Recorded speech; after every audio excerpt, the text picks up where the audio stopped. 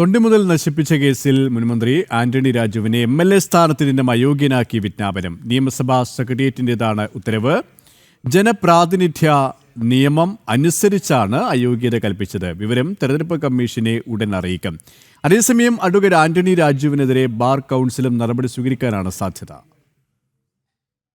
തൊണ്ടി മുതൽ ഒളിപ്പിച്ച കേസിൽ ആന്റണി രാജു കുറ്റക്കാരനെന്ന് കണ്ടെത്തിയതിന് പിന്നാലെയാണ് നടപടി. ആന്റണി രാജുവിനെ MLA സ്ഥാനത്ത് നിന്ന് അയോഗ്യത കൽപ്പിച്ച് നിയമസഭാ സെക്രട്ടേറിയറ്റ് ഉത്തരവിറക്കി. 1951 ജനപ്രാതിനിധ്യ നിയമവും ബന്ധപ്പെട്ട കോടതി വിധികളുടെയും അടിസ്ഥാനത്തിലാണ് അയോഗ്യതയെന്നും ഉത്തരവിൽ പറയുന്നു.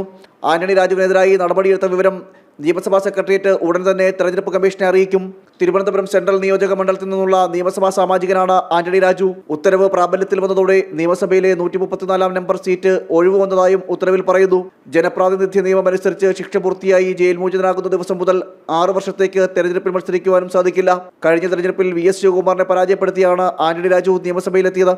1990-ൽ അടിവസ്ത്രത്തിൽ ഒളിപ്പിച്ച നിലയിൽ മാരക ലഹരി വസ്തുക്കളുമായി തിരുവനന്തപുരം അന്താരാഷ്ട്ര വിമാനത്താവളത്തിൽ പിടികൂടിയ വിദേശ പൗരരെ രക്ഷിച്ചെടുക്കാനാണ് ആന്റണി രാജു തൊണ്ടുമുതൽ കൃത്രിമം കാണിച്ചത്. 10 വർഷം തടവിന് വിധിച്ച കോടതി വിധിക്കെതിരെ ഹൈക്കോടതിയിൽ അപ്പീൽ നൽകി. അന്ന് പ്രതിക്ക് വേണ്ടി വാദിച്ച അഭിഭാഷകന്റെ ജൂനിയറായിരുന്ന ആന്റണി രാജു കോടതിയിലെ ക്ലർക്കിന്റെ സഹായത്തോടെ തൊണ്ടി മുതലായ അടിവസ്ത്രം കൈക്കലാക്കി വെട്ടിച്ചുരുക്കിയെന്നായിരുന്നു കേസ്. ജനം, തിരുവനന്തപുരം.